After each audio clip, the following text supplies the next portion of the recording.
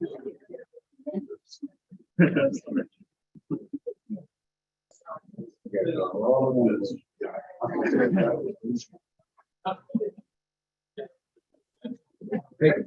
Heather, can you hear me?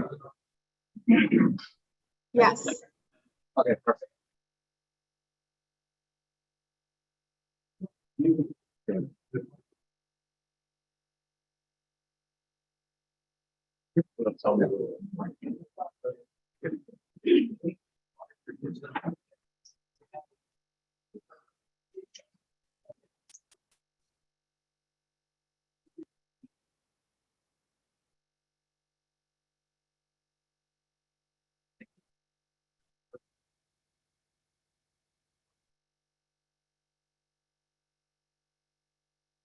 Ladies and gentlemen, we'd like to call to order the regular city commission meeting for Tuesday, November 15th, 2022 at 7:04 p.m. Please have roll call. Commissioner Drosky. Here. Commissioner Parnas. Here. Commissioner Preston. Here. Vice Mayor Huber. Here. And Mayor Dan. Here. Before we stand for a moment of silence, I'm going to ask everyone to please keep in their thoughts and in their hearts. We lost two people here in the city of Deerfield Beach that had a significant impact on the city.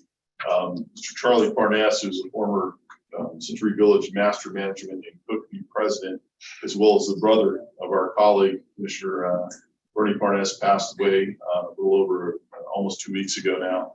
And we lost our former mayor, our former District 2 commissioner, and Broward County mayor, and an icon here in the city of Deerfield Beach, Ms. Sylvia Portier. So please think of all of them in your thoughts as we have our moment of silence, our pledge of allegiance.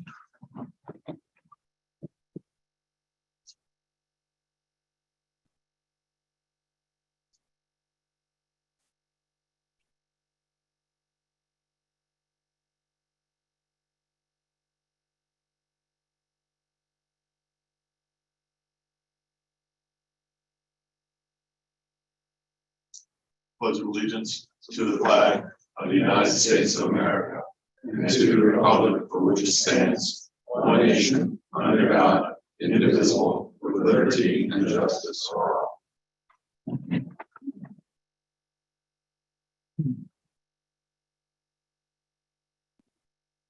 We have approval of the city commission meeting minutes for the regular city commission meeting of October 18th, 2022. Motion to approve. Second. Motion by Commissioner Preston, second by Commissioner Parnas. All in favor, say aye. Aye. Aye. Those opposed?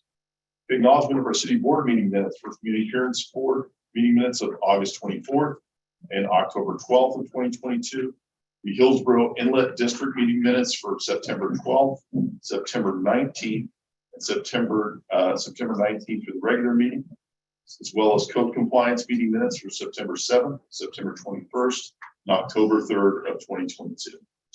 Motion to approve. Second. Motion by Commissioner Parnas, second by Commissioner Preston. All in favor say aye. Aye. Those opposed? Okay, approval of our agenda tonight for November 15th, 2022. Motion to approve.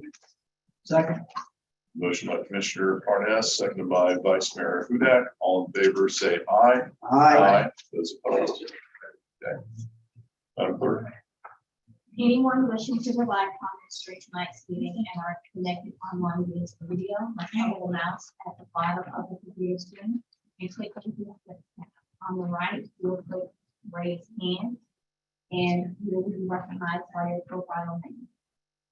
Those connected via mobile or landline device must dial *9 to raise your hand. You will be recognized by the last 3 digits of your phone number. Thank you. Our first item in the agenda tonight is a proclamation recognizing November 2022 as Family Court Awareness Month. The mission of Family Court Awareness Month, the FCAMC, which is the Family Court Awareness Month Committee, is to increase awareness of the importance of a family court system that prioritizes child safety and acts in the best interest of children. The committee is fueled by the desire to create awareness and change in the family court system for the conservatively estimated 58,000 children a year ordered into unsupervised contact with physically or sexually abusive parents, while honoring the hundreds of children who have been reported as murdered during visitations with a dangerous parent. FCAMC strives to increase awareness of the importance of using scientifically valid, evidence-based treatment programs and services that are proven in terms of safety, effectiveness, and therapeutic value. Now, therefore, I, Bill Gans, the mayor of the city of Deerfield Beach, Florida, in recognition thereof, do hereby proclaim November 22nd as Family Court Awareness Month. I know we have some members here tonight that we'd like to present this to. Can I speak? Absolutely.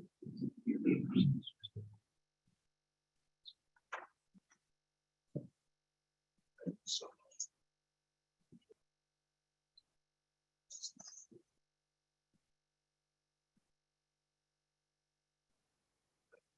Thank you. Please do.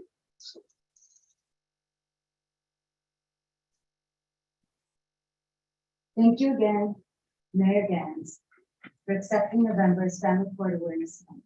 I accept this proclamation on behalf of Family Court Awareness Month and all civil protective parents. Last year, I stood here while we declared November as Family Court Awareness Month, when Grayson Kessler, a 4.5-year-old little boy, was murdered by his biological father right here in Broward County. This was when Florida Protective Parents was formed. To bring awareness, billboards were put up around the United States for all the little children that were murdered by biological parents, just like Grayson. This is the one Grayson Kessler in Germany.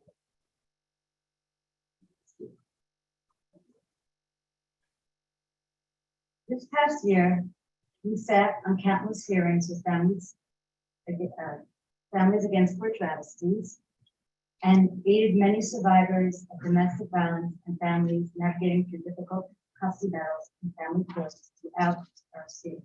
Our children are our most vulnerable members of our society and should be protected against all danger.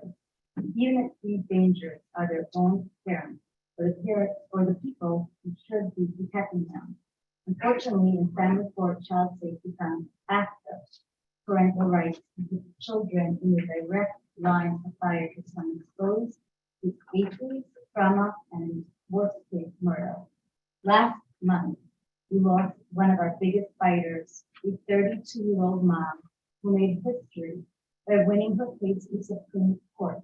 She was only one of the 1% that has ever won. She is referred to as a hate mom. Narcus Golan won her case unanimously to keep her son in the U.S. and not return to Italy, where she was tortured and beaten by her ex-husband. Unfortunately, the Supreme Court decision was referred back to family court, the Brooklyn, New York, and she had stayed with her original decision. She said Narcus needed to go back to Italy with her son with provisions in place. Narcus was appealing this decision yet again when she suddenly left this world. Today, actually, her sister got temporary custody. Her death had such an impact on so many of us across the world, since she was always trying to help so many, even though she was fighting her own war. I had a personal relationship with her, and not a day goes by that I don't think of her who saved my son. I appreciate the City of Deerfield Beach support on behalf of our organization and the dedication to bringing the community to hearing the community on this issue. And I want to show you a picture of our beautiful Marcus and her son. She's no longer with us. I may just read one post from her Facebook. She had pinned on September 1st. As I sat through years in this cage of war that was forced onto me, I wonder how this will till this very day that women are being treated like feudalists without rights. We're enslaved to a patriarchal society that controls our innocent lives without any justice at all, without any good reason at all. After winning at the Supreme Court, I yet again face the same unsympathetic judge who wants to force my son back to a country where I was tortured, raped, and abused every day. There is no justice for me. All I can do is try to be the best mommy I can while fighting this battle that makes no sense. I keep asking myself why. Why does the system enable such a person to continue to cause my son and I harm through the courts after surviving such abuse. Many women ended dead. People call me a survivor. What have I survived when I'm still fighting for my human rights and it's been stripped away from me for so many years, while the real criminal gets to live his best life knowing he still holds that power over my head? Why must I be treated in silence by the system that's meant to protect us? Why? I'm just trying to give my son the life he deserves. Who understands how hard it is to hold your pain inside while trying to show your child that you're happy and that everything is okay when it's not? I probably won't ever have those answers, but one thing I know for sure, that I won't stop fighting, and from now on, I won't be silenced either. I want the world to know that the truth, money, and power plays a big role in our ignorant society. Why must some be so ignorant to the truth when it's right in front of their faces? It's greed, it's selfishness, it's ego, it's power. It's so many awful things that I cannot imagine as a young child who believes so strongly in our laws and our world. Thank you very much. Thank you very much. Thank you. Is Barbara Allen here tonight? Barbara, we're going to embarrass you for a moment, if that's all right.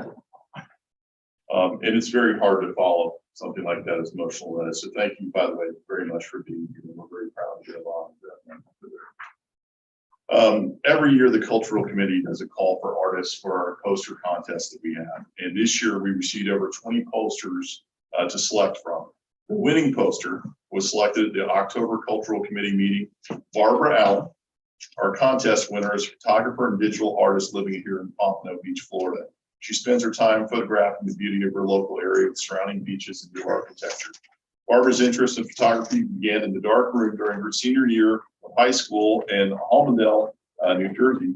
Little did she know that her graduation gift, the Pentax K1000, would become her travel companion for many years.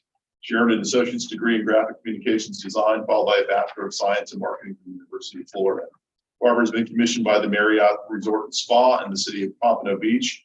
Her work has been published in Venice Magazine, has earned Epson Photo Awards, is on 8 traffic boxes in Broward County. Her work will be on display March of 2023 to June of 2023 at the Hilton Pompano Beach Pier and will feature local photography. Her work can be seen on her website, www.onlocationstudio.com. And please join us as we unveil and congratulate Ms. Allen on an outstanding recognition. So.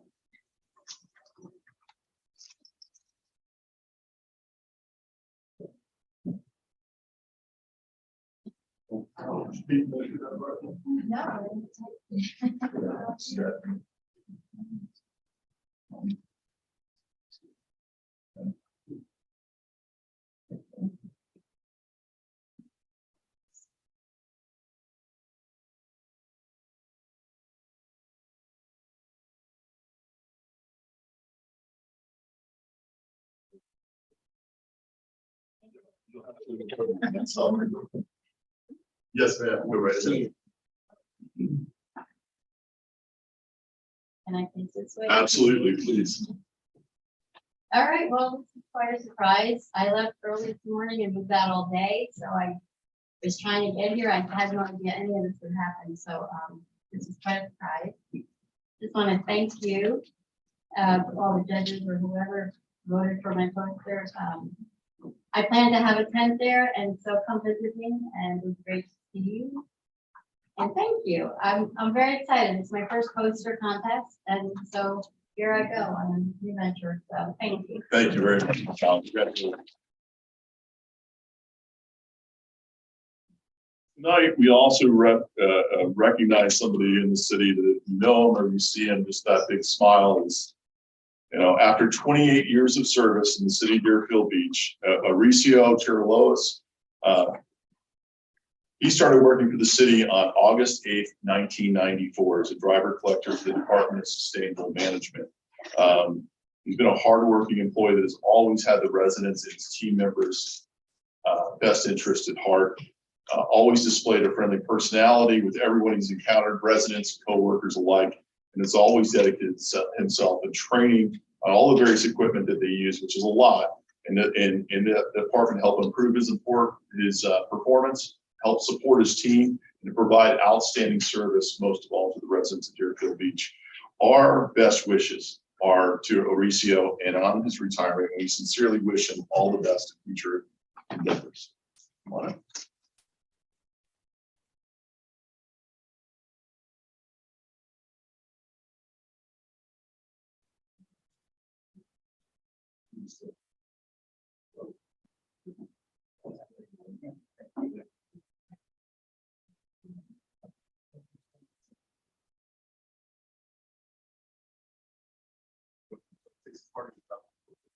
Right ahead of us.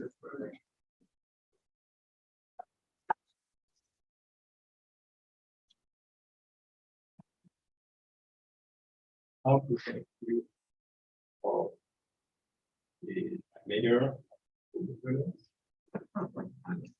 My boss. I always call him boss. But because you go to us, create the ambient for us to do a good job. So I'll be happy for you. Thank you. And I thank all the residents of Deerfield Beach to let me work for 20 years in the city. So I thank you again. And it's my wife and everything.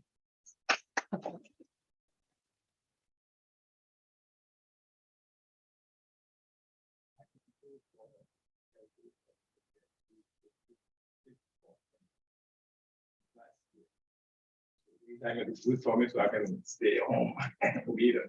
So thank you. If God bless you all. God bless you. Thank you so much.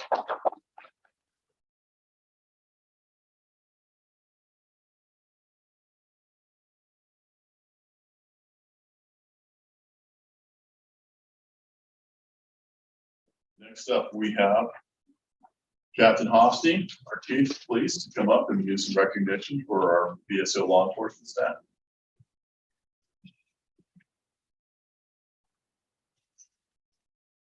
Good evening, distinguished commissioners, Mr. Mayor, city manager, citizens of Deerfield Beach.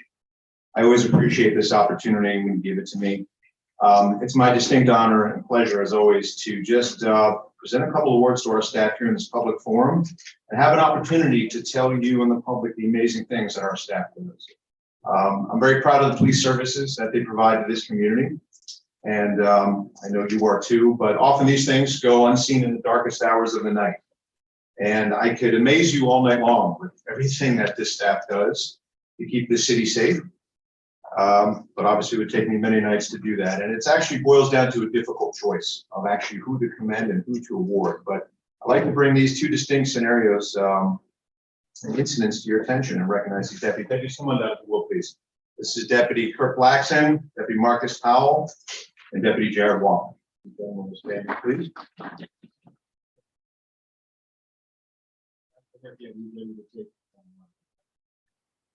I want to take you back to August 22nd, 2022. We received a call from a citizen that there was a woman in his backyard that had a firearm. So obviously this citizen was very concerned about why this person was in his backyard, possibly armed, and what her intentions were. Our deputies arrived on scene, these fine deputies here, and entered through a back gate into the dark backyard. They were quickly encountered by this woman, who immediately began yelling profanities at our deputies and told our deputies to shoot her, and stated, I quote, "I want to die by suicide by cop," which is a phenomenon many of us are familiar with that we see in the media. She actually stated this aloud. She proclaimed that she had a gun. I'm so proud of these deputies for not just how they reacted and what they did, but the time they took. Look, it's easy to hear about these things after the fact in an air-conditioned environment, but you can imagine your heart racing as you get to this scene, not knowing what you're confronting, not knowing. Oops, that's good thing back. I get the hint, I'll speed it up. Sweats in your eyes, adrenaline is pumping, and you hear, unfortunately, some of the outcomes of these types of incidents as they unfold across this country. Because unfortunately, This was a woman suffering from a mental health crisis, which is a very predominant and significant issue in our communities. But these deputies took the time. They relied on their training, they relied on their teamwork, they relied on how well they know each other to take the appropriate actions, with one deputy taking his due diligence to protect his fellow deputies, and the other two who began de-escalating the situation. But even as they attempted to de-escalate, this woman still was screaming, "Shoot me." These deputies still did not know if she was armed. When she realized that these deputies were not going to comply, and they were not going to unnecessarily shoot her, she even picked up a lawn chair and raised it as a weapon and charged these deputies. All three maintained their composure throughout all of this, continuing to de-escalate verbally as best as they could until this moment that she charged them and attempted and did attack them physically. They were able to successfully restrain her and place her under protective custody. And I'll read verbatim as I conclude their commendation here. In a tense and rapidly evolving situation that deputies Blackson, Powell, and Walker encountered, they acted swiftly and professionally. The situation could have easily escalated into a deadly force scenario. It was clear from being unseen and witnessing firsthand how the deputies reacted and how well they were trained, how they worked seamlessly as a team, and how they could have handled any other curveballs that were thrown their way that night. Their decisive actions quickly led to the safe apprehension of this victim who was in mental health distress and prevented any harm to her, the 911 caller in the house, or themselves. For these actions, and which are a textbook example of great police work, I hereby commend them and recognize them as our Deputies of the Month for September 2022.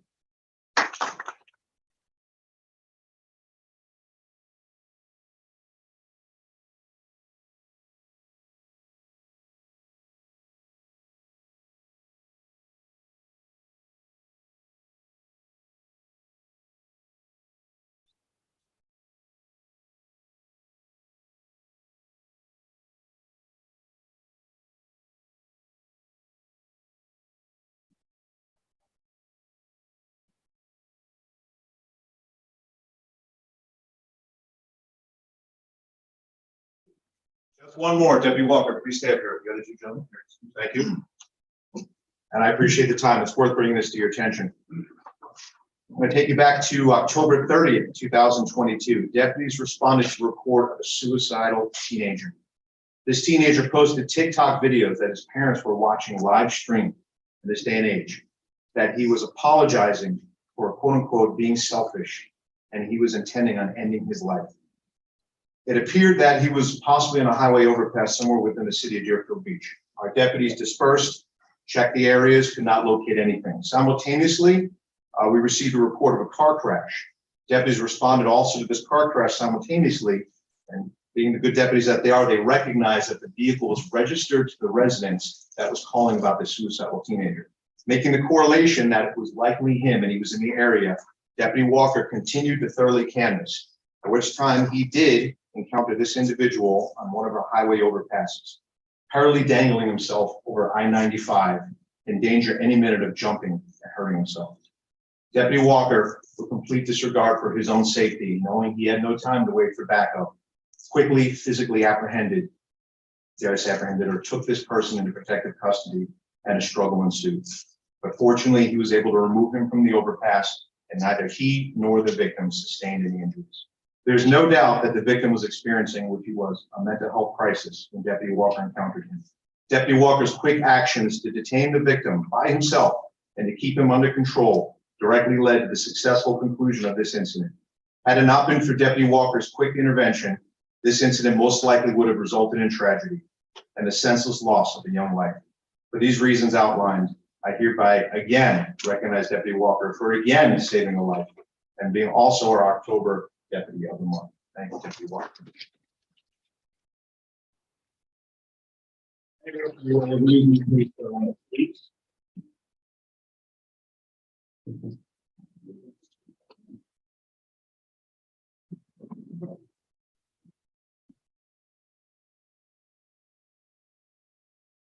you.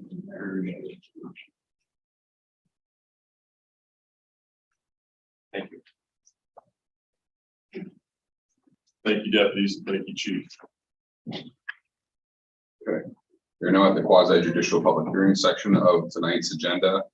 Item number 5 is a resolution of the City Commission of the City of Deerfield Beach, Florida, considering a major site plan modification application from 3311 West Hillsborough Boulevard, JV LLC, to demolish an existing bank building and construct a new 7,484 square foot restaurant and retail building and related site improvements at the property located at 3311 West Hillsborough Boulevard, Deerfield Beach, Florida, in the Business Community B1 zoning district application number 21-B1209, providing for conflicts, severability, and an effective date. I see we have representatives here for the applicant. This is quasi judicial proceeding. You do have the right to a full evidentiary hearing, cross-examination, swearing in of witnesses, or you could choose to waive that right. So if you could just let me know if you state your name and address for the record whether you choose to waive.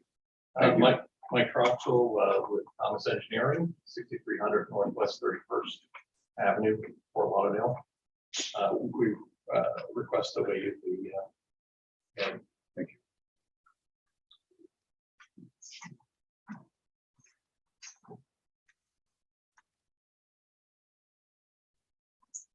Do you have a presentation? Okay. As you can see on the screen, the existing site is outlined and cross-hatched.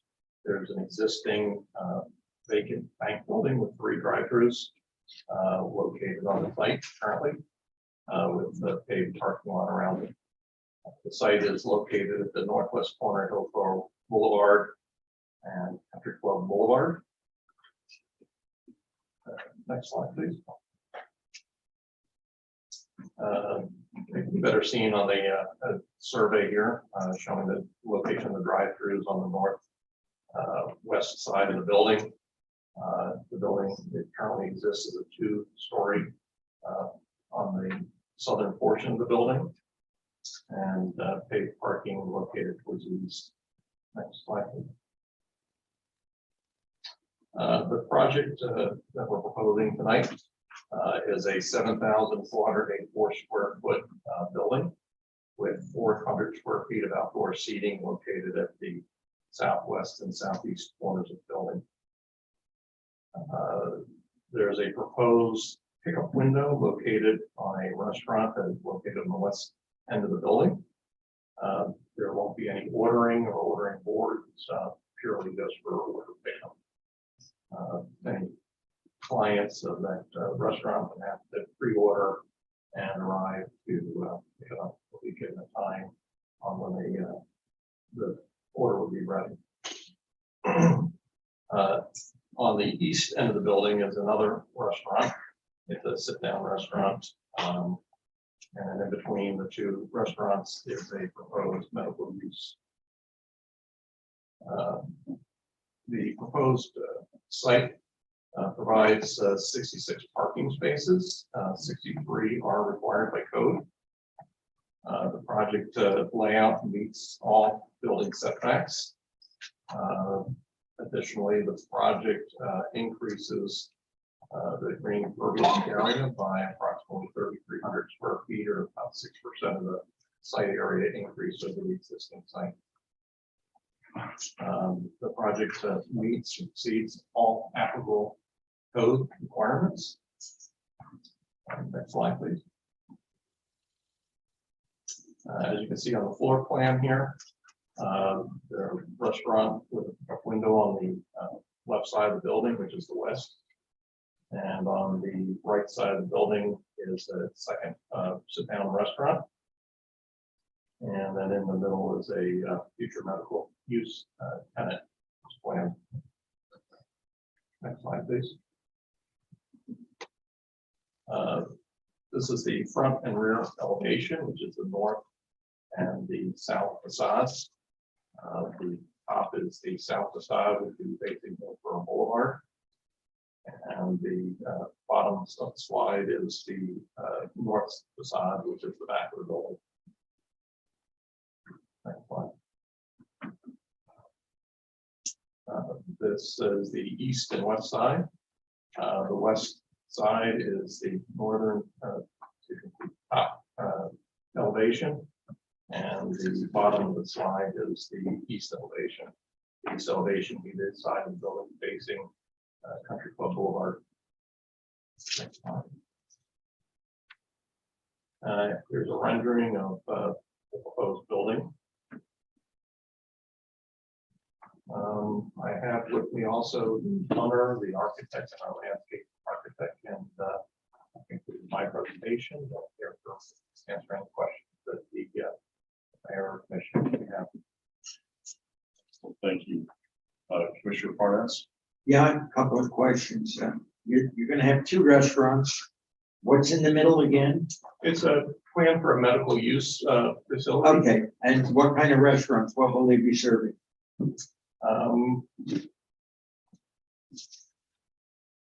You know, is one a Japanese restaurant, the other Italian? I believe one. It's in the back of it. One's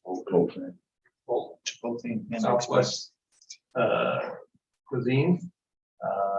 And the other one is Chinese. Chinese and it's Southwest? Yeah. Okay, thank you.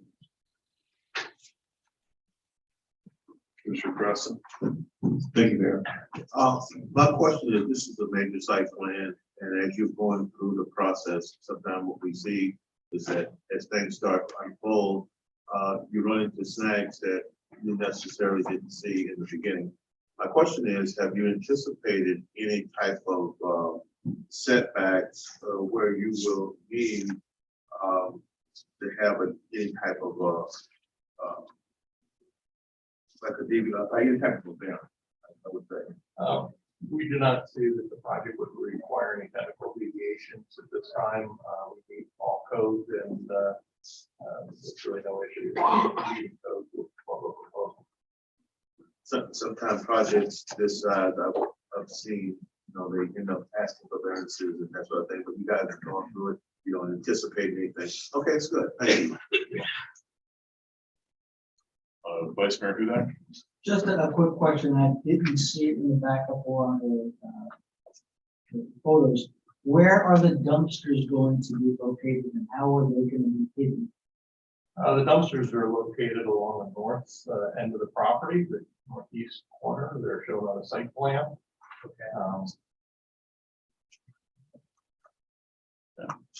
Thank you.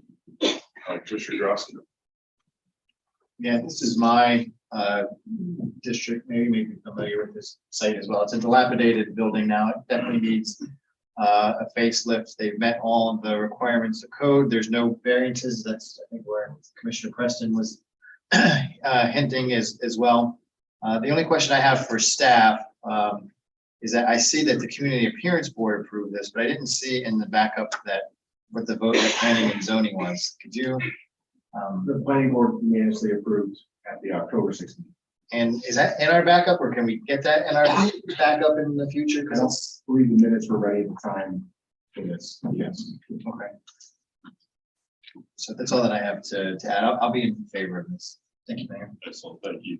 One question I have on the traffic pattern. So when you're coming off Hillsborough and you're making a left onto this Country Club Boulevard, I believe it is. Yeah. You make that left onto there. You're going to be making a left. Is there a left-hand turn space to pull directly into the parcel? Do you have to go a little bit further and make it a little bit further north? There's a little median, I believe, there that you're just going to go a few hundred feet and then turn into the back of the site. There's a driveway. So most of the traffic's going to have to go up in that northern cutout to be able to get into the. I would assume if you're heading westbound on Hillsborough Boulevard, you're probably going to turn into the shared entrance with the medical building and come in the front. If you're heading eastbound, you're probably going to make a left and come into the rear entry. But you'll have to travel a little bit further north of the parcel and then circle into that whole shopping center area. Correct. Okay, that's perfect. Good, excellent. Is there anyone from the public here that would like to comment on this? Let's see, anyone in the audience, let's see, we online. I'm going to close this to the public. I'm sorry. Yes, Ms. Clark, we go right ahead. Thank you, Mayor. Gwen Clark Reed, 1430 Southwest 6th Way, Deerfield Beach. How many handicap spaces are they allotting in that site? I know they meet code on that. You know what that is, staff? I can look at the plan. You have that, Mike, in front of the plan? We'll find out for you, Ms. Reed.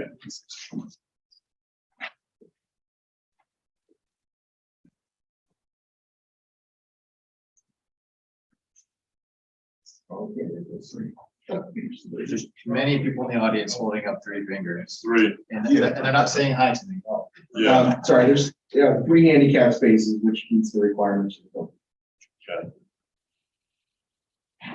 building. Any other questions? Okay, I'm gonna close it to the public. Commissioner Parnas, Motion to approve. Second, motion by Commissioner Parnas, second by Commissioner Drosky. Roll call, please. Commissioner Drosky, yes. Commissioner Parnas. Yes. Commissioner Preston, Yes. Vice Mayor Hudak, Yes. and Mayor Dan. Yes. Thank you. Congratulations.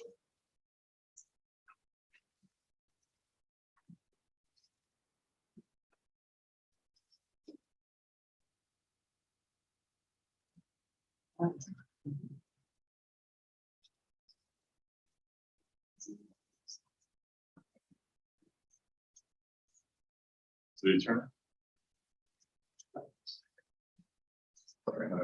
We're loading quick. Issue. Item number 6 on tonight's agenda is a resolution of the City Commission of the City of Deerfield Beach, Florida, considering a major site plan modification application from K&S Hillsborough LLC to construct an 1,129 square foot drive-through restaurant related site improvements at the property located at 259, 263, and 273 West Hillsborough Boulevard, Deerfield Beach, Florida, in the Business Community B1 zoning district. Application number 15-B1-201, Division 1, running for conflict, severability, and an effective date. And the representative for the applicant, you probably heard my spiel before. If you could just come up and let us know after stating your name and address whether you choose to waive the formal full evidentiary quasi judicial proceedings. Thank you.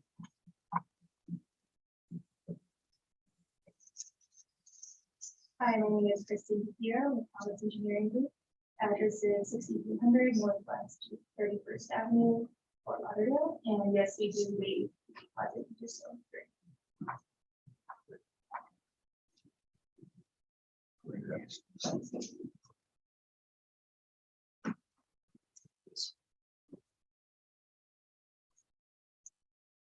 Okay, so the project site is here on Hillsborough Boulevard. And I'm sorry to interrupt you. Can you speak into the mic a little bit more, just a little bit louder, please? Sure, is that Thank you. better? Yes, Okay, ma'am. thank you. The site is here on West Hillsborough Boulevard at 259, 263, and 273 West Hillsborough Boulevard. There was a site plan approved in 2015 for the Dunkin' Donuts, but it's there existing now. And we are looking to develop this vacant pad that's there at the southeast corner of the site.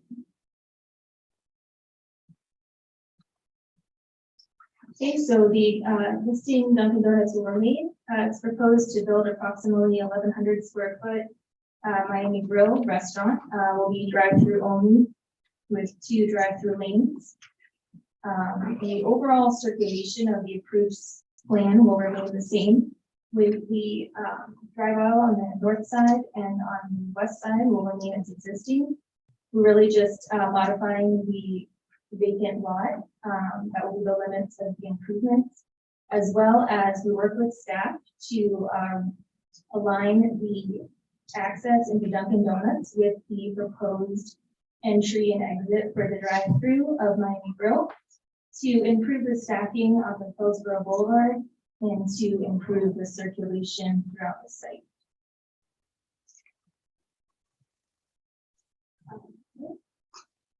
So here you can see a more detailed view of the site plan. So the proposed circulation is you could either enter off of Hillsborough Boulevard or Second Terrace. There's one entry into the drive-through, then it will open up into 2 drive-through lanes with 2 menu boards, and then we will go around to the north side of the building, which is where the pickup windows are located. There's also a walk-up window on the west side of the building for customers to come and place orders. There's no indoor seating at all.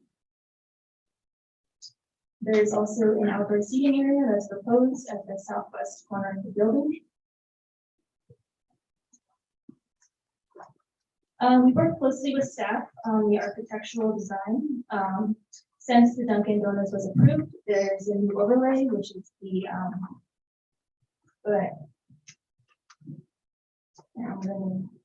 frontier overlay. And we work closely with staff to make sure that the architectural design meets those requirements.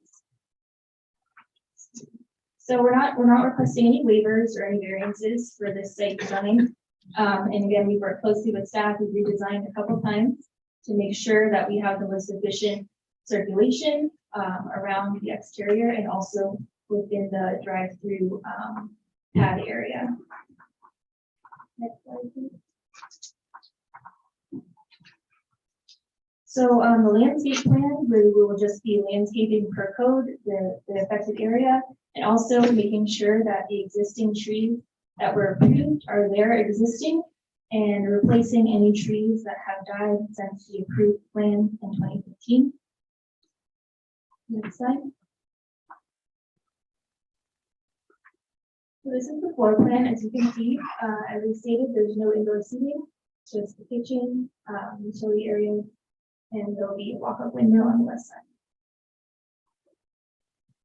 Next slide. This is just a quick view of the elevations. I think we can go to the next slide, please.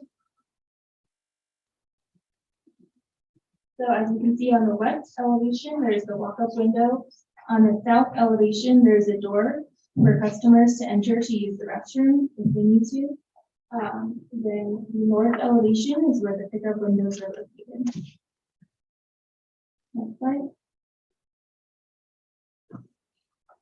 Here's a rendering of the vehicle architecture that our architect came up with. Next slide.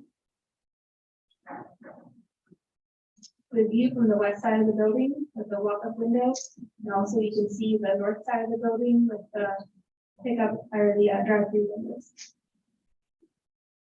Next slide. That concludes my presentation. If anybody has any questions, I'm here to answer any questions. Thank you. Commissioner Preston, it's your district.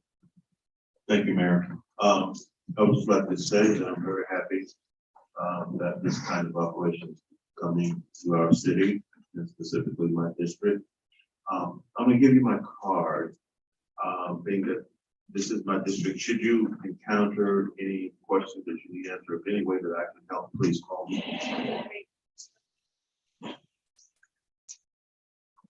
Again, I'm very happy about this, and I think this is going to be an addition to our community, and I will be supporting this. Thank you, Commissioner Grossi. Thank you, Mayor. One concern, I don't know if it's a concern or question, is with the shared entry that the Dunkin' Donuts and the Miami Grill is going to share.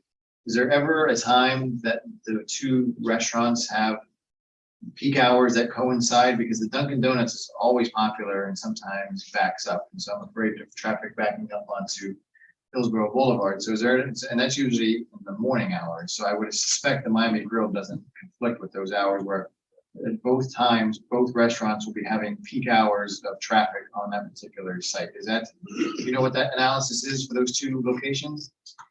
Yes, that's correct. So yeah, the Dunkin' Donuts, their peak hours usually in the morning time. And then the Miami Grill is usually around the later lunch or dinner hour. We also had our traffic engineer study this Dunkin' location and another Miami Grill location to understand the peak stacking requirements. And we made sure that there's enough stacking for both uses if there is a time that coincides where there's, customers coming to both locations. I think it was early in your presentation, there was that purple circle, and I think that was kind of like the decision point for the stacking, which kind of alleviates, right there. Here, Yes. So the purple circle is kind of where we realigned that drive aisle going into Dunkin' Donuts, because previously it was only about 25 feet from Hillsborough Boulevard. So staff had concerns with traffic stacking on Hillsborough as people would try to slow down to turn into the Dunkin' site. So this realignment kind of allows for more stacking to come into the site prior to turning into one of the two restaurant. Right, that's right. Okay, thank you. Thank you. Commissioner Parnas? I should really vote no, I'm not going to. And the reason is I put on at least 20 pounds eating the Philly cheesesteaks. Welcome to Deerfield Beach. Good luck. Thank you, Commissioner Parnas, Vice Mayor. Yes, can you put up slide, I think it was slide number 2.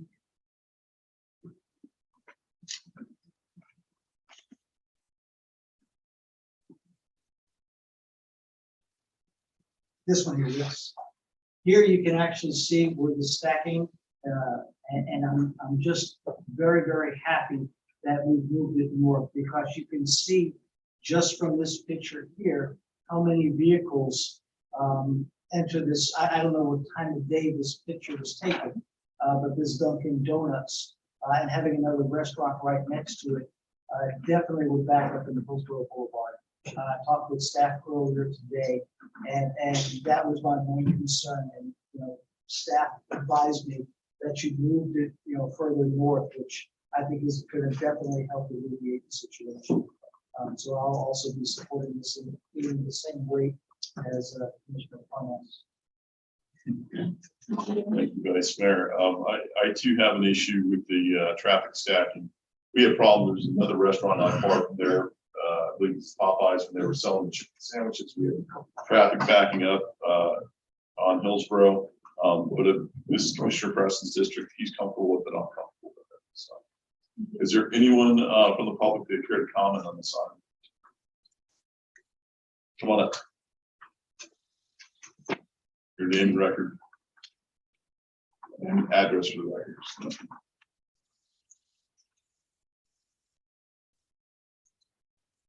William Lane, 11 Tilford A in Truckee Village. I'm just curious of the hours of operation. Okay, That's it. thank you. Anyone else from the public? We close it to the public then. We know what the hours of operation will be.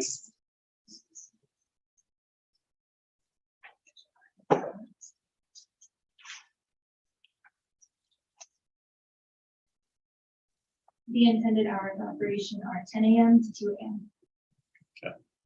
2 a.m. To 2 a.m. That late, good. No, I say that not even joke, but there are very few places in Deerfield, if you're out late and want something to eat, that where you can go.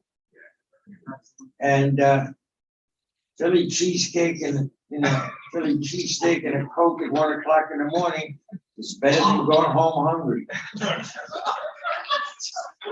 We know where Commissioner Parnas will be after these meetings. No, I'm on a diet. Looking for a motion. Motion to approve. Second. We have a motion by Commissioner Preston, second by Commissioner Parnas. Roll call, please. Commissioner Drosky, Yes. Commissioner Parnas. Yes. Commissioner Preston. Yes. Vice Mayor Huda. Yes. And Mayor Dan.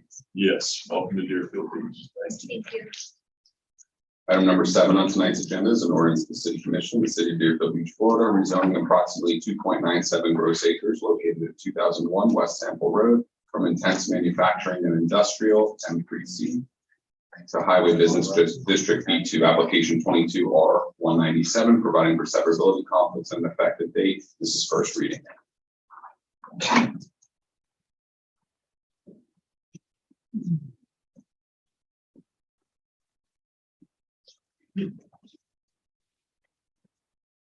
Evening. Commissioner, Mayor, my name is Robert Sherman. Mr. Chairman, I'm actually speaking to Mike as much as you can. I apologize. Sorry. Yes, better, thank you. We'll try this again. Good evening, Mayor and City Commissioners. My name is Robert Sherman. I'm a development consultant for MBA Development. We represent the owners of 2001 West Sample Road. This particular piece of property is requesting rezoning for the simple reason that we feel it should be consistent with the rest of the B2 highway zoning that runs from power line all the way back. We were very successful in just completing a project at Keno 1 West Sample Road, which you might probably remember. It was a project that had some similar issues. We were able to create some zoning there also. This particular project is important to rezone for the purpose of allowing many uses that currently are not allowed in the industrial zoning that you currently have. I think that this was picked up from the county and brought to the city. And I think that the consistency of this will enable this particular property to bring in medical doctors, which the current owner is. He currently has offices in Deerfield and can't be in his own building. So if you look through the presentation that was put together, you'll see the existing asset being at the triangle parcel. It's a 4-story building. If you continue on to the next tab, or the next screen, please. This just shows you the location of the industrial zoning. And as you can see, across everything else on Sample Road, on the north side, it's business, business, business, and business. So that is the purpose of this rezoning. Could you switch to the next screen, please? Once again, this is showing the future land use maps and how this is now consistent with those. If you can go to the next screen, please. This is just talking about the flex allocations that's allowing this to occur. And we've worked very closely with staff. We've taken an enormous amount of time to make sure we have a very secure presentation, and we ask for your support for this result.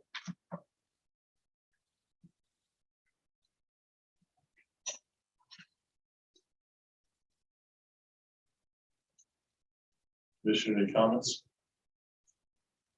Mr. Preston. Thank you, Mayor. In consideration of this rezoning, have there been any consideration or any look forward as to how this may affect any of the residents in that area? There really are no residents that are abutting these properties. So it's purely all commercial, and this will make it consistent with the commercial that is currently there. So it doesn't extend. It doesn't touch any borders of a residential area. It does not. Anyone from the public care to comment on the side? Let's see, online, here, closest to public. I think this is the correct thing to do. I think for consistency's sake, I think it makes a lot of sense. So it certainly has my support. Second. Motion from Vice Mayor Hudak, second by Commissioner Parnas. We have roll call, please. Commissioner Drosky, Yes. Commissioner Parnas, Yes. Commissioner Preston, Yes. Vice Mayor Hudak, Yes. and Mayor Dan. Yes, Thank you, sir. thank you. Thank you, Mayor and Commissioner. Item number 8 is an ordinance of the City Commission of the City of Deerfield Beach, Florida, adopting the updated 5-year schedule of capital improvements set forth in Table 10.3 in order to update the capital improvements element in conformance with Section 163.3177 Florida statutes as more specifically set forth in Exhibit A, providing for conflict severability and effective date is first.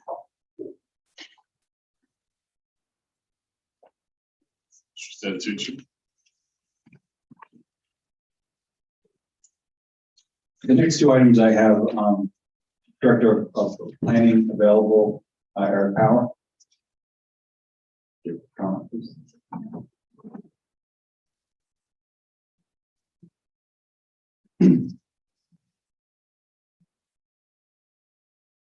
Good evening, Eric Power, Director of Planning and Development Services. So there are 2 items tonight that are actually related.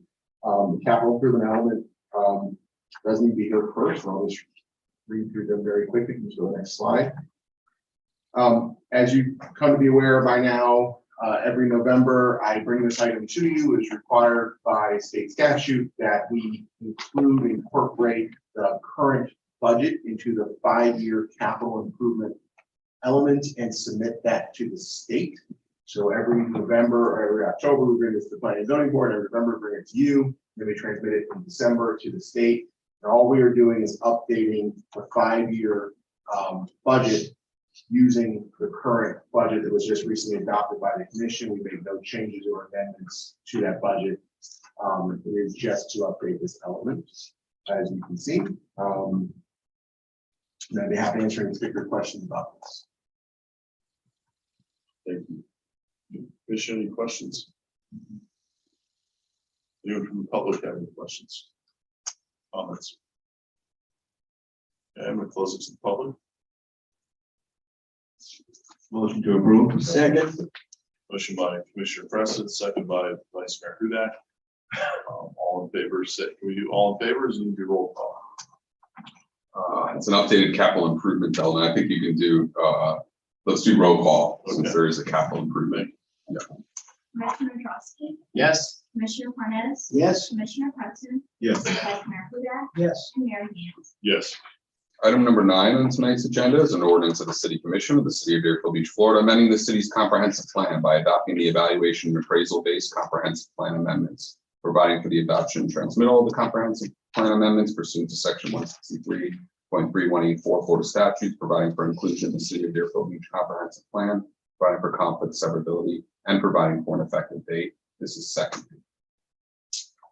Thank you again, Eric Sauer, Director of Plan Health Services. I'm very happy to bring this to you tonight. For the past almost 2 years, my staff and our consultant, Lake Kerr, has been working on the evaluation of appraisal report and then the adoption of the comprehensive plan. If you recall, back in April earlier this year, we brought the first reading of the comprehensive plan to you, and then we submitted, upon your approval, we submitted that to the state. We did hear back from 2 agencies. One was the Department of Economic Opportunity, and the other was Broward County. You can go to the next slide. So the Florida Department of Opportunity did request us to add additional language to the coastal management element, specifically information related to flood resistance and what's called parallel flood, to ensure that those areas that are within flood zones are doing everything that they possibly can upon redevelopment, meet flood requirements, flood insurance, flood hazards mitigation, things of that nature. We actually had this information in the first draft, but it was not in the section of code that they wanted it to be in, so we duplicated that as per their request. And if you can go to the second slide. The second slide was from Broward County. Broward County had multiple recommendations for us because if you're familiar with Broward Next, at the time that we had started this process about 1.5 years ago, Broward Next wasn't exactly done yet. So by the time they received our comprehensive plan, they had some additional requests for inclusion, mostly related to ensuring that we were consistent in their language and their penalties and timelines and things of that nature. So nothing was requested of us. Many of the state agencies were in Broward County that required us to make any significant changes or any policy changes we could discuss. Most of it was really just administrative. Those are the 2 comments that we got back, and we spent a little bit of time having to update the first draft for your review, but we are back here now with the complete draft, and we'd like to receive your approval and submit that to the state. If you go back to the next slide, this will complete the evaluation of appraisal report for this cycle, which, you know, every 7 years we have to do. So our next cycle will be back in 2028.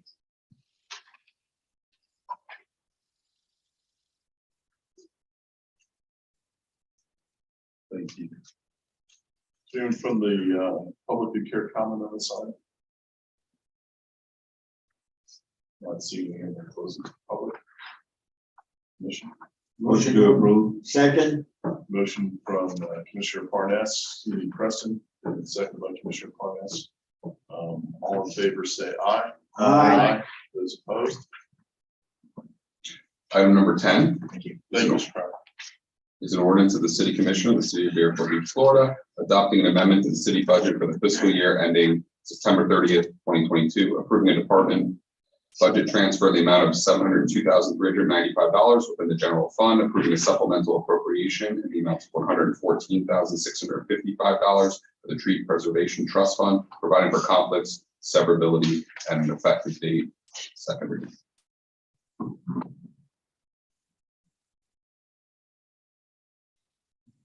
Mayor, this being the second reading of the budget amendment, I'll just go over just very briefly that this is to provide compliancy with the year-end budget amendment requirement of having this complete within 90 days of the end of the fiscal year.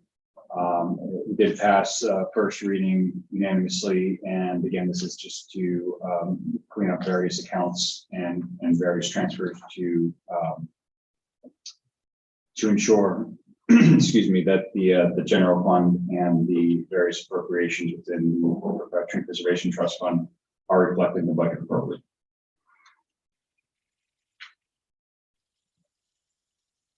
Is there anyone from the public who would care to comment on this item? Not seeing any, I'm closing to the public. Motion approved. Second. Motion by Vice Mayor Hudak, second by Commissioner Parnas. Roll call, please. Commissioner Drosky, Yes. Commissioner Parnas, Yes. Commissioner Preston, Yes. Vice Mayor Huda, Yes. and Mayor Smith. Yes. Okay, we are now at the public comment portion of tonight's meeting. Persons addressing the commission shall state his or her name and address, and they speak for 3 minutes unless extended for 1 additional minute by the mayor. This is the time of the meeting for public comment on items that are not on tonight's agenda. If you have a comment on an item that is on tonight's agenda, the time to make that comment is after the item is read into the record when the public comment period is open. And as a reminder, no comment shall be made related to personal life or personal qualities of any person, and no language which would offend persons of ordinary sensibility shall be permitted. Good evening, Daniel Shinetsky, 34 Keswick B, Deerfield Beach, 33442. I just want to praise Commissioner Bernie Parnas. Several weeks ago, I went to the Broward Planning Council concerning waste management, and Bernie represented the city of Deerfield very, very effectively. Waste management wanted to rezone that area on Wiles and Powerline. I wanted to rezone it from electrical generator zoning to business industrial, which would probably have enlarged that Mount Trashmore. And Bernie Parnas, as one of the spectators there, one of the speakers, Bernie Parnas effectively fought against that. And I just want to say on behalf of Deerfield Beach, thank you very much. You're welcome. Thank you, I appreciate that. And yes, thank you very much, Commissioner Parnas. Katie Freitag.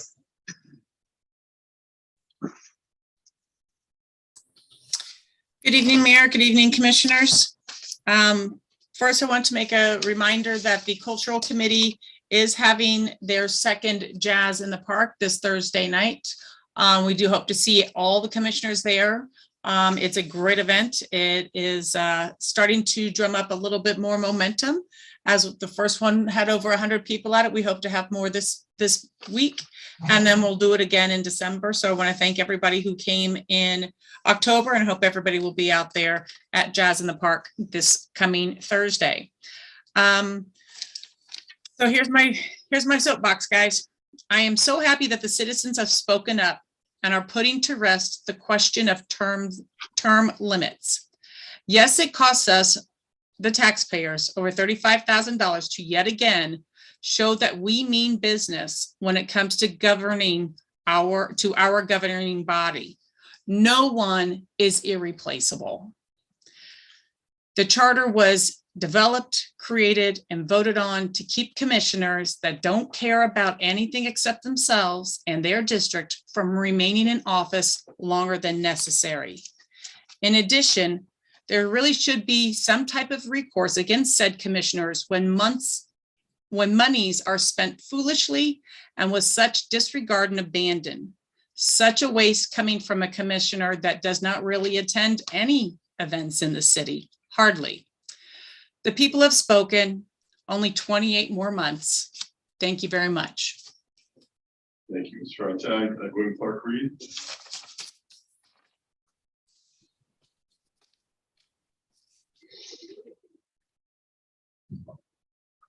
Yes, good evening, Commissioners, the Mayor. I would just ask for the Education Advisory Board. We have vacancy on the board, and I would like to ask that the commissioner who has to fill that vacancy, if you would try and do so as soon as possible, because we have a lot of things that we need to be working on, and would love to have a full board. Thank you. Thank you very much. Anyone else from the public? Okay, I'm gonna close it to the public. Okay, we are now on item number 11. There's one item on consent board appointments, a resolution of the City Commission of the City of Deerfield Beach, Florida, appointing Barry McMillan, Luana Strobridge, Diane Chisholm, Matt Mitchell, and Sandra Jackson to the African American Heritage Committee, and providing for an effective date.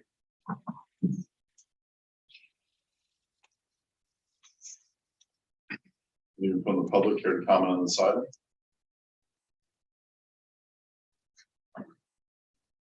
Close it to the public. Motion. Motion to approve. Second. Motion from Commissioner Preston, second by Commissioner Parnas. All in favor, say aye. Aye. Those opposed? And passes unanimously. We're now at the consent agreements and expenditures requests portion of tonight's meeting.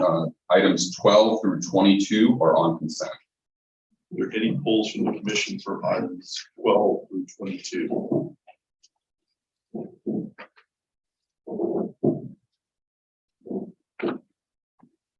Commissioner Grossi? I don't think I need to pull it, just with respect, I want to get a clarification.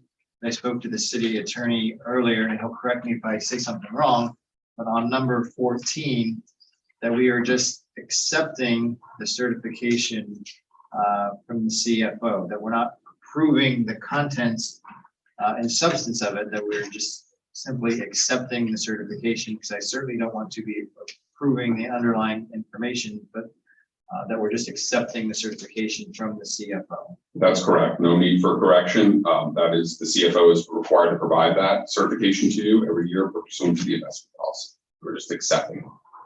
With that, I don't need to pull 14.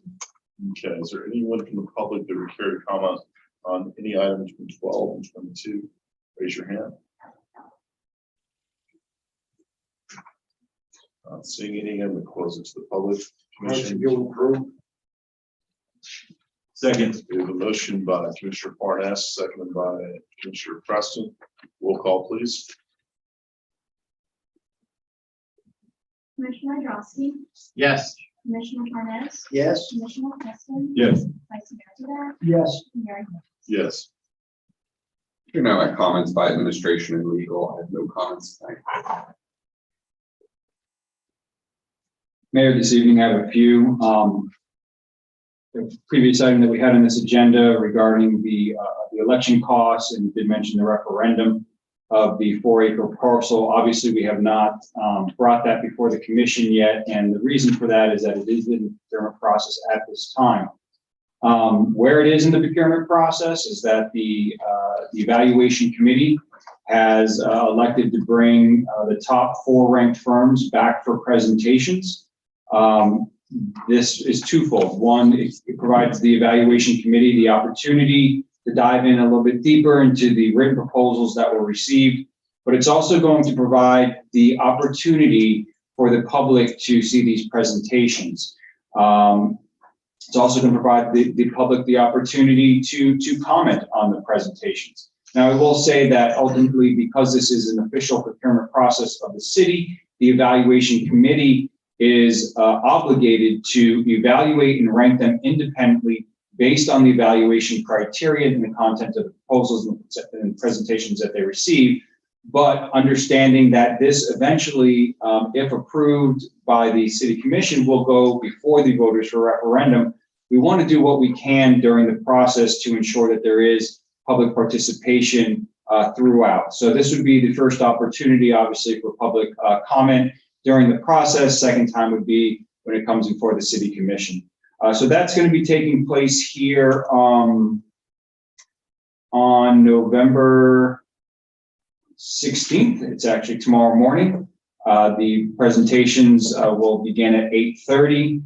They will wrap up at around noon, when public comment will be provided, and then the evaluation committee will have their discussions and final ranking. So that will come before you on December 6th to authorize us to negotiate a contract with the #1 ranked proposer, and ultimately whom the city commission authorizes us to move forward with based off the recommendation provided. And then we will, in short order, need to move forward with a negotiation of a contract. Now, as you can imagine, the sale of a property like this will take some time to negotiate, and time is just something that we don't necessarily have. So the idea is that we'll be able to hopefully negotiate a contract that will at least contain the contractual terms that we will need to provide within the referendum, and then allowing us to continue through that process so that we can actually have a final draft contract for review. So that's the developments with the sale of the 4-acre parcel. I'm encouraged from what I'm hearing so far about the quality of the proposals, and being that the public meeting will be my first opportunity to really learn more about this as well. I'm looking forward to hearing more. I'd also like to make the City Commission aware that I have been, I'm talking to some of you individually, but I want to thank my staff, particularly Terry Renard and Rodney Brimlow, for coordinating efforts in support of Miss Sylvia Portier's funeral. I will say that we will have some nominal costs, probably ranging below the $2,000 range, but we will be providing tents, we'll be providing chairs, we'll be providing traffic control as well as parking for what we believe will be a very large funeral that will be on Thursday, as well as the viewing that is tomorrow. Lastly, I want to provide an update on the pier repairs. Everyone at this point should know that our pier made national news, and not for all the great reasons of what the pier is, but unfortunately because of the hurricane that we experienced last week. The first signs of damage to the pier occurred at around 4 p.m. on the eve of the hurricane, and by 8:45 we had lost all contact with the pier as it had gotten a pretty strong hit from a wave, and we know what the damage looks like. I want to thank our teams, and I want to thank all the staff who responded and were prepared to respond during the hurricane, particularly Parks and Recreation and Facilities Management. I went out there the next day, and Facilities Management was out there already making repairs to the pier. We'll be able to make internal repairs up to about the point of the gazebo. We also sustained some major electrical damage to the pier, which it is an unsafe condition right now. So as soon as we can get those repairs completed, we will be able to open a portion of our pier, and we expect that that'll be done. Our hopes is by this weekend, if not early next week. The long-term repairs, Mayor, as you said in your news conference that you had, will take much longer. We're expecting several months before we're able to do a complete assessment of the pier, the engineering, and then the construction. If you remember, we did, through this budget process, we did budget for an overall pier assessment, and this would be the opportune time to do that so that we can ensure that we're not just taking a Band-Aid approach to this precious asset that we have, and that we are looking at the repairs and renovations to the pier more holistically. With that, that's all I have this evening. Thank you. Thank you. So I turned it over too quickly. I do have one comment I just wanted to make. I'm sorry, your time's up.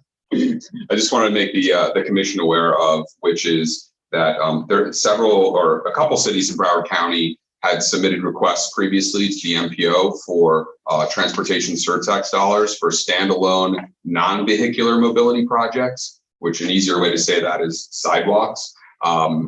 And the county had taken the position that they didn't believe that they could use the surtax funding for that. A couple of cities disputed that position, but ultimately the county did agree to submit a request for Attorney General opinion on that issue. And we were asked, we didn't have a meeting in the interim, whether we would want to join that opinion. And I spoke with Mr. Santucci, and we did join in the request for an opinion. So stay tuned. It could be, if we get an opinion that's favorable, that sidewalk projects and non-vehicular mobility, I see Mr. Gilnick in the back already staring at me as I'm speaking, that may be a potential opportunity for future projects and future funding cycles for transportation surtax dollars. So I just wanted to make you aware of that. And with that, we're going to go to item 23, which is an ordinance of the City Commission of the City of Deerfield Beach Florida, amending Chapter 2 Administration, Article 2 Boards, Committees, Commissions, Division 10 Cultural Committee, Section 2-167, Membership of the City Code of Ordinances to revise the membership composition of the Deerfield Beach Cultural Committee, providing for conflicts, severability, codification, and an effective date. I believe Commissioner Drosky is the sponsor. Commissioner, I don't know if you want to speak on this or if you want me to just give a brief overview. I mean, I don't mind, but I usually like to be recognized by the mayor first. I'd rather not do that. Go ahead. Thank you very much for that. If you recall, at a previous meeting, I had made a suggestion that we align the cultural committee along with our other boards to have 5 regular members and 5 alternates. It currently allows for 15 members, although they're not all 15 positions are filled, that would be the maximum. So this kind of brings it in line with our other boards.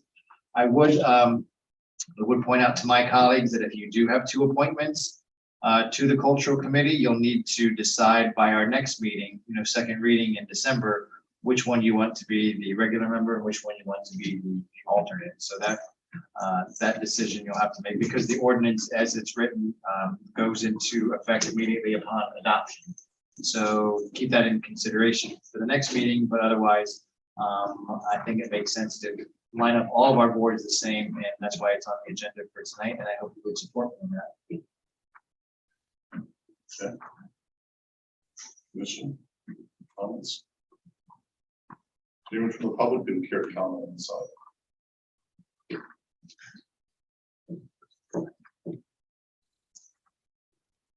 Daniel Shinetsky, 34 Keswick B, Deerfield Beach, Florida, 33442. I'm one of the members of the Deerfield Beach Cultural Committee. I want to say, at least with myself, we're very open to positive changes that would streamline and regulate the cultural committee to make it more effective. This year has been a very, very positive year for the Deerfield Beach Cultural Committee.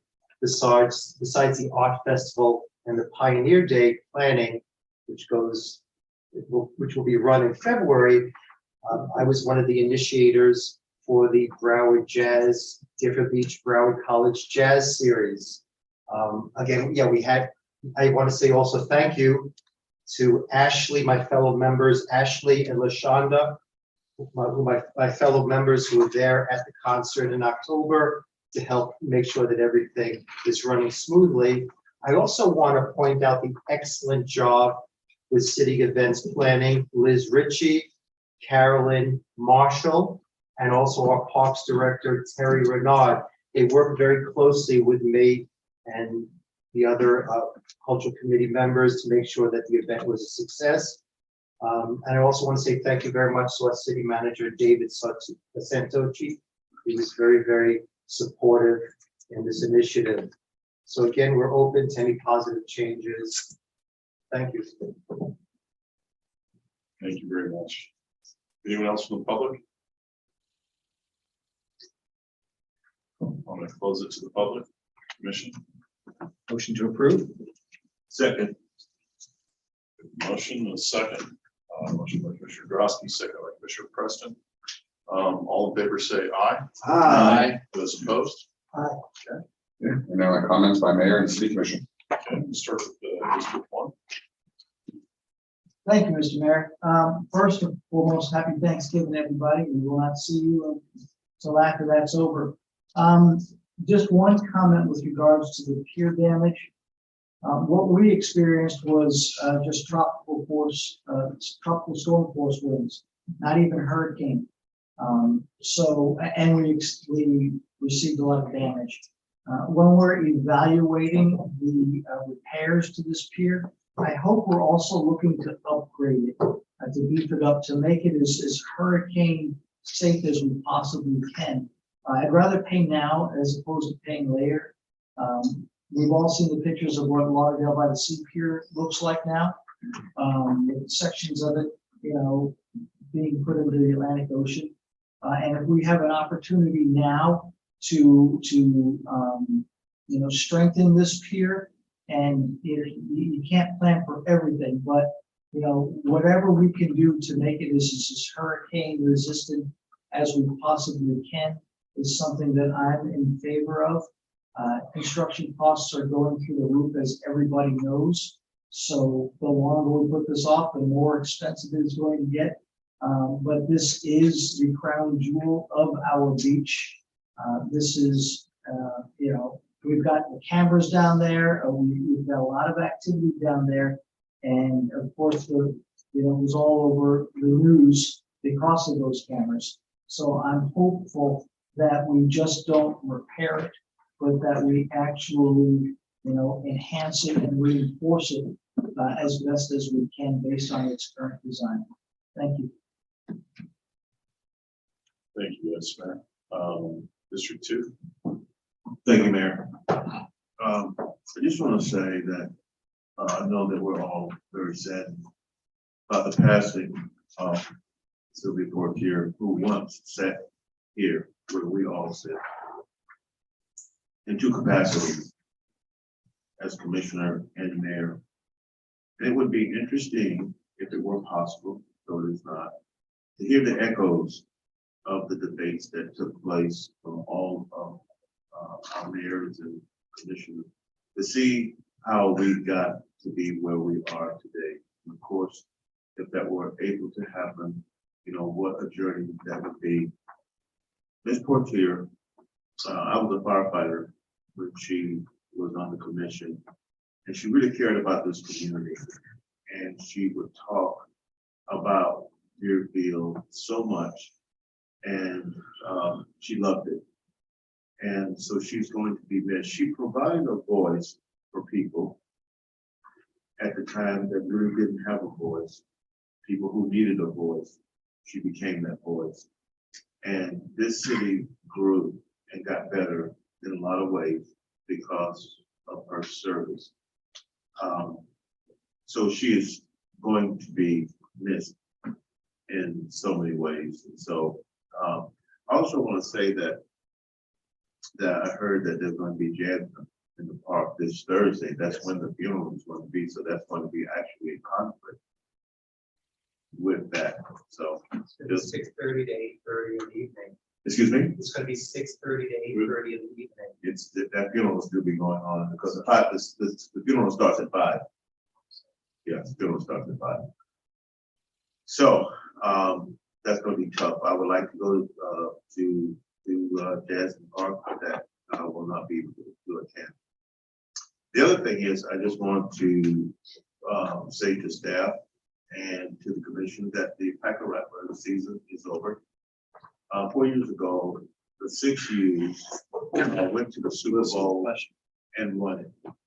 The 6U's is now the 9U's, and they were one game away from the Super Bowl. We lost the heartbreaker to a team in Boyd, and it's tough. The girls competed in cheerleading. They did a good job in so many ways. I want to thank staff and assisting, the Packer Rattlers in their challenge to get through the season, things that were needed. Staff provided that, so I want to thank you for that. I also want to thank BSO for their presence out at the games. It was needed. It maintained order. I thank BSO for that, and there were some special moments too of a lot of the little kids watching some of these police officers in their uniform. And it was mesmerizing to a lot of those kids. And I saw a situation where some kids were just really looking at these police officers. And I realized that they were literally dreaming and looking at themselves. It was just nice to see. So thank you, BSO, for your contribution, which is often sometimes can be viewed in a negative role. You don't get the accolades that you deserve for the positive of the inspiration that you provide for a lot of the kids. So thank you for what you do. A little while back, we were having a commission meeting, and the mayor had a problem with his computer. It was dead. And at that time, I brought up that we should have a backup on this desk. I want to get an update on that because I don't see a backup and this could very well happen again. And here's the problem. Things were delayed because the mayor doing his job, his computer ran down and there was no way to charge it. There's still no backup. So, Mr. City Manager, if you can get that information to me, I would greatly appreciate it. To see where we are with that.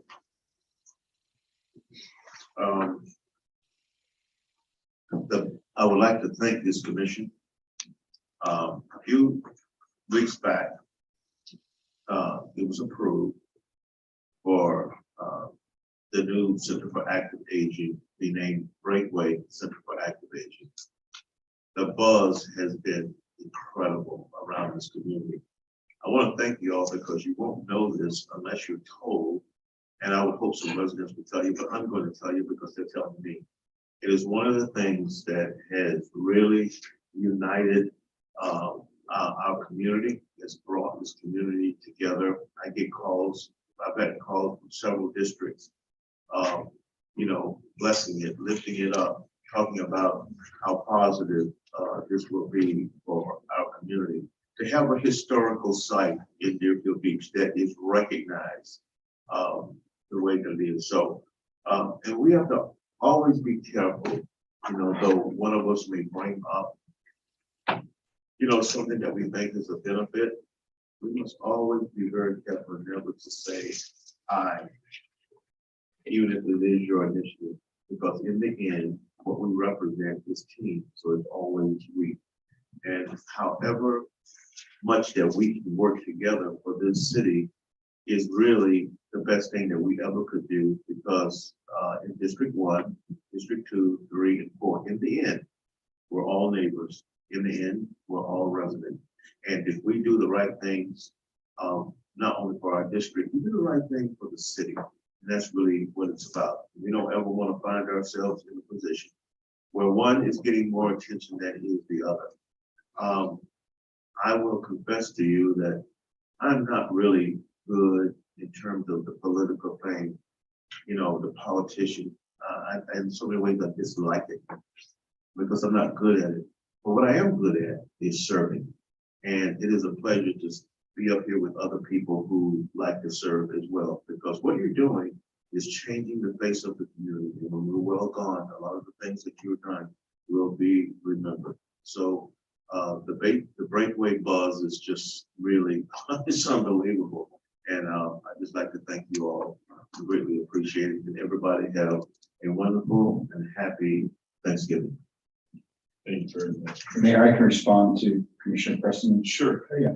If any one of you commissioners happens to forget or misplace your charger, you don't have it for a meeting, we've got you covered. So if that happens, you just let myself or one of the IT folks here know, and we can take care of it. Thank you. I do have one other thing, and that was the hurricane, if you want to call it that. But Commissioner Hudak accurately said it was a tropical storm. During that process, I know that all of you got constant updates, and I kind of thought in a way that it may be, you know, overkill, but it's not. Here's what I will say: it's not overkill. It was preparation. The many meetings that staff had, preparing themselves for what may turn and change. I had a conversation with the city manager, and he says, I just don't know what this thing is going to do, so we're going to do these different things. And it turns out that it was the right move. So that type of preparedness is important, not only from an administrative perspective, but for our residents to have some assurance, to have confidence in what we're doing. So I'd like to thank staff for what they did. It was a great job. Thank you. Thank you. Mr. Free. I'm going to take my time because I feel that some of Ms. Freitag's accusations were meant for me. I'm going to take a minute to discuss that. In the 6 years that I've been commissioner, I don't know how many other commissioners in the history of this city sponsor a Little League team, gave personal money to the Pack of Rattles, shows up fishes with the kids on the pier on Anglers Day. Helped with the tournament where the state brought Little League teams from all over the state to compete, making sure the fields were pristine. And so we could be proud of them. I also sit on the planning council. And as somebody mentioned earlier, I helped persuade the rest of the planning council, which are 18 members, to unanimously reject the proposal by Waste Management to add 24 acres to dump more garbage in Deerfield Beach. Or next to Deerfield Beach, whether it's a block off or not, we get the odor. People in Waterways, Independence Bay, Century Village, Crystal Lake, which is my districts, some of them. I get the phone calls at 6 o'clock in the morning that the wind changed and they can't breathe because of the odor. And I'm on the phone with Waste Management. I don't look at a clock. I'm the first commissioner of District 3 that holds office twice a month in my district where people come to me. I don't make them come to City Hall or my office. I set up an office within the village, which houses in season 16,000 people of our citizens. And as far as change is concerned, I'm a strong believer, let the voters decide. Times change. If we never changed, we would never have term limits, because when the charter was formed in 1925, there were no term limits. So if no change, we don't need to change. We should have left it alone, but that's not how things are done. One of the commissioners put an ordinance up, I forgot, 16, 17 years ago, to put term limits in. And the citizens voted for it. So be it. How many people know that over 2/3 of all the cities in Broward County have more than 2 terms for their commission and mayor? Some have no limits at all. Some have 3. Very few have 2. So I'm a firm believer is let's get modern and let the voters vote. Am I angry that they rejected it? No, of course not. I put it up for the citizens to decide, not politicians. It was a decision I felt necessary that the citizens make, because some people came to me and said, I'm against term limits. And that's how this should run. I have a great deal of joy working with the people up here. It's less important for me to be seen at an arborarium, a wine tasting, an art festival, when I can be working for the people in my district or working with kids in Little League. To me, that's more important than being in a parade, because to me, that's political. Hi, we're throwing candy for the kids. Big deal. That's who I am. And obviously my constituents didn't hate me enough that they voted me in for a second term, 68 to 32%. And before I finish, I want to talk about somebody very close to me. I lost my brother 10 days ago, my older brother. He would have been 88 in May. He came here. I had already lived here for a number of years, wanted to come to Florida, so I put him up in my place for 3 months while he looked. And he looked, and he looked, and he settled in Century Village. And over the years, he became president of the condo associations. There's 300 buildings, there's 300 associations. And he served there for years. Master Management asked them to come in. They represent all of the people. So he represented almost as many people as every commissioner that sits up here and their well-being. And he served them well for a number of years. Together, he probably spent as president of one of the two organizations 10 years of his life. He was community oriented. And I'm going to miss him. But for somebody to accuse that myself or any other commissioner doesn't go to enough events upsets me. Because I know Ms. Freitag was asked to run. She's too busy with her life, but not too busy to complain. I like people who put the time in. I like people that come to committees. I like people that come here in person and voice their views. Whether they're picking on me or anybody else up here, who cares? That's their choice. But I respect everybody up here because they work hard. I know I work hard.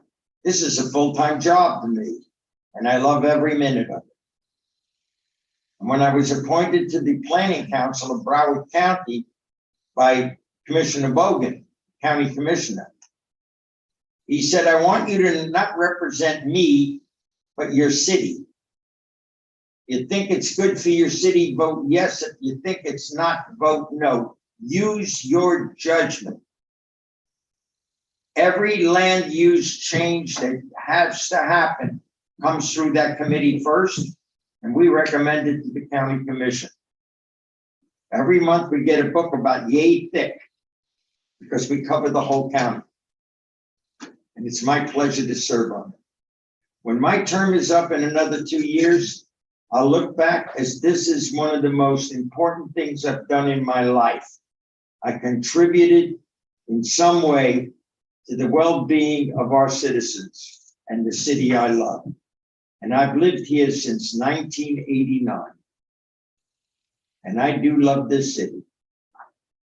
And District 3 is alive and well, and so is this city, thanks to the people that sit up here and put the days, months, hours into going over backup material, reading reports, so they can make intelligent decisions. We don't all agree all the time on everything. But what I love about this commission is when the voting is over, the only thing on our mind is what's the next item on the agenda. It's not personal. It's for the good of the city. That's all I have. Thank you very much. District 4. Great, thank you for all of that. I do want to start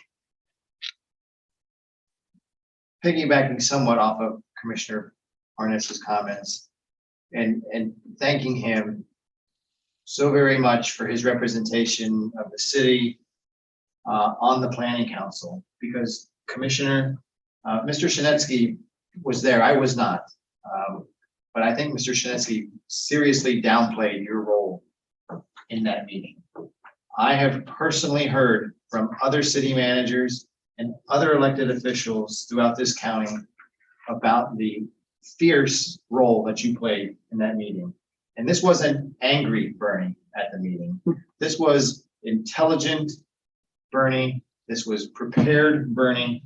This was an advocate Bernie on behalf of Deerfield Beach. You have done an excellent job, and the public has no idea what we do up here. They watch our meetings, but they don't know all the other boards that we're involved with, all the other organizations, all the preparation it takes to come to this meeting, all the preparation it takes to prepare for the other meetings that we have, all the meetings that we have with staff, all the meetings that we have with individuals, all the meetings that we have with the groups for the city. We do a lot, but we don't talk about that. We don't crow about it. We don't pat ourselves on the back. It comes with the job.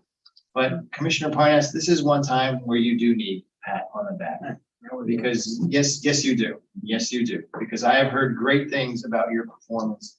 And while you may consider it part of your duties in representing Deerfield Beach, and rightfully so, I think this deserves a special shout out because I've heard so many great things about that, your performance.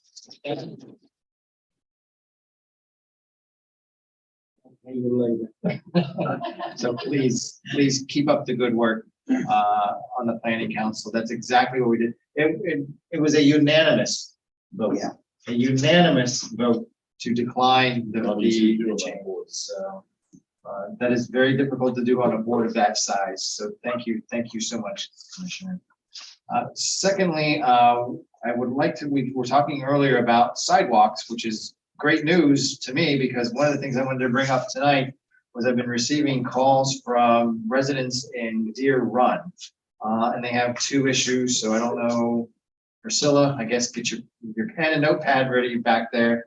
But two of the issues that I've been having lately this week from Deer Run is one is, and I have not had an opportunity, this week, and I have not had an opportunity to go look for myself. So I apologize in advance. But one of them is apparently at 301 Southwest 35th Street. There's missing asphalt. I don't know where on the street. There's a project, maybe if we paved something and didn't go back. So if we could just take a look at that, I'm not sure what that entails, but that is one area of concern.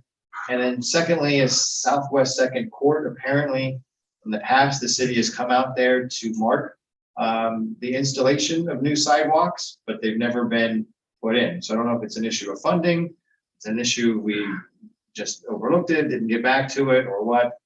Maybe it's on a list of sidewalks to come in the future, but if we could just look into that, please. I've been getting those issues as well. Other than that, I as well want to wish everyone a happy Thanksgiving and spending time with your families and just remembering that we have a lot, so very much to be thankful for in this country, in this city that we serve. You just look around the world and all the issues that are going on. What we have going on is so petty in our country. It really is. And why we amplified it is beyond me. But serving with you gentlemen and taking the time to spend a couple of days away from our day jobs, away from our night jobs, with family and friends, the things that really matter in life. Those are the important things. And please don't forget that in the coming week. And that's all I have. Thank you, man. Thank you very much, Commissioner. I will say this, I am happy with the response that we did, the preparation we did for the hurricane. I would like, and I've already talked to the city manager about this. As a mayor, I need to know earlier when there's damage or there's some issues that are going on. I don't like to read about things in paper. I don't like to hear from others before I hear from management. So let's make sure as soon as something happens, we know what's going on, they get an update. I know Dave's going to work on that. I talked to him about it. I also suggested we have an emergency shut-off valve here should there be an issue with pipe breaking. We're able to shut it off a lot faster than what we're able to. Damage that occurred out there. Of course, it all really depends if circumstances change. So you may put one in there and it still might not help the situation of being under damage. But as Deerfield Beach residents, we need to understand that I'm a native South Floridian. We all get pretty jaded when it comes to hurricanes. It's just a Cat 1. We're fine. We're okay. I lived through the days of growing up down here when you put duct tape on the window. And we thought that was the best hurricane prep we had. Yeah, really stupid prep that we used to have back in the day when I was a little kid. But Mother Nature, when it rises up, is fierce. And we saw the damage. It's the worst damage I've seen here since I've been in office. And it's just the circumstances that happened. So I'm glad to see that our staff doesn't take it lightly, gets prepped. And while we've all been through it and we see that usually these things turn in a different direction, there will be a time where it won't. And it's going to hit us directly head on. And I'm happy to see that our staff seems to be prepared and ready for when that happens. I am going to ask for more police presence again on Hillsborough and other areas. The speeding is just out of control. And honestly, I think you could probably fund the BSO budget for a year if you just sat on Hillsborough in a couple different areas, 24/7, clocking people. That's simple. And I don't see enough of it. It's just got to stop. I'm on my way here. There's a guy on a dirt bike. He's got no lights on his bike. He's got no plates. He does a U-turn on MLK and goes right by on Hillsborough to MLK. McDonald's is right there. He makes a right. There's a police officer going north in MLK. this guy's just able to drive on by. I know pursuit's an issue and everything, but this has just got to stop. It happens all the time, and you can sit here and say that, yeah, it's really hard to control it, but we have to do a better job. There are certain towns back in the day used to be known as speed traps. They were known as speed traps. You didn't dare speed in there. Oh, I'm talking about the crooked Hacienda Village days. For those of you who lived in South Florida, maybe all your life, you know what that was back then. But we should be known as a speed trap when it gets over there. Enough. It's ridiculous. And someone else is going to get killed.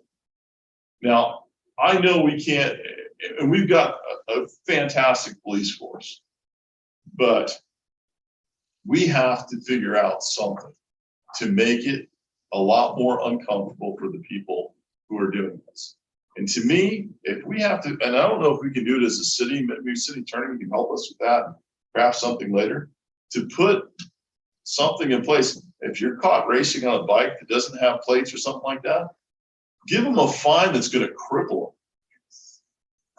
them.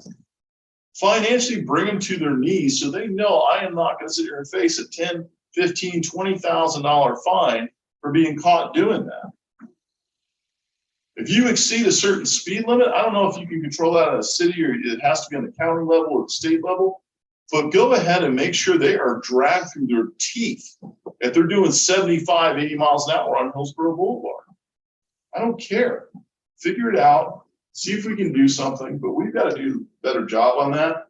And that's asking a lot. It's asking a lot of the chief. It's asking a lot of BSO because, man, I know they're out there, but we need more.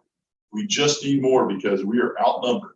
The cases are it's just a bad situation. So I ask for more assistance on that. As far as comments people make, and like there's a lot of people that speak from a place of ignorance. Everyone's allowed to have their opinion and take their shots, and that's fine.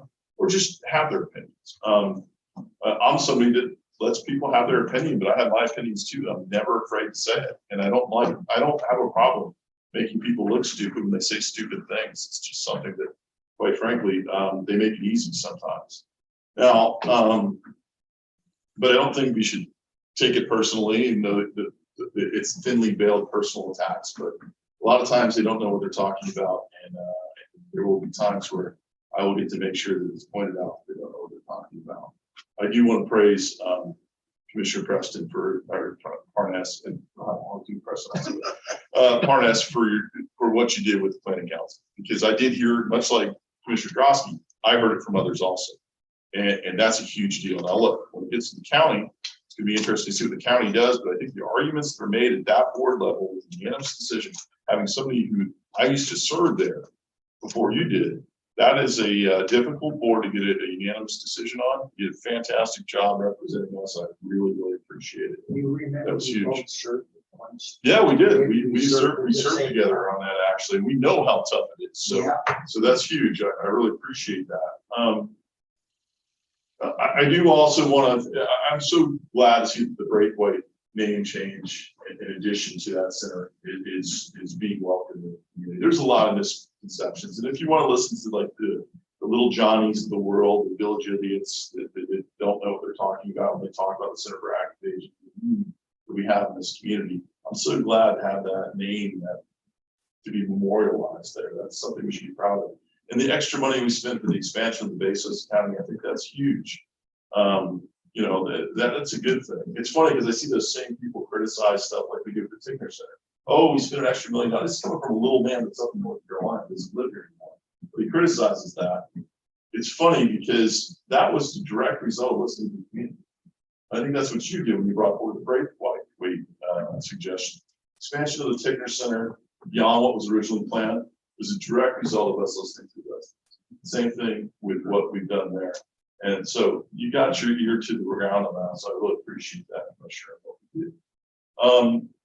2009, my very first meeting as a commissioner, I sat up here and I questioned an expenditure and a change that was happening in our budget, moved some money to a cause that didn't seem to make a lot of sense at the time. My colleague from District 2 was Sylvia Portier, and she was sponsoring it. And she had a problem with me not going along with it, and she voted for it. My very first meeting.